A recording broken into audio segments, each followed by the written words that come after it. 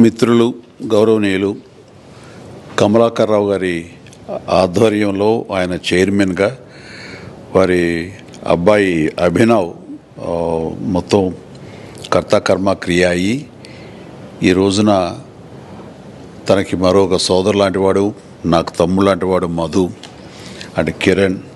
and ఇతర సాంకేతిక సిబ్బందితో కలిసి ఈ రోజున మెగా 9 అనే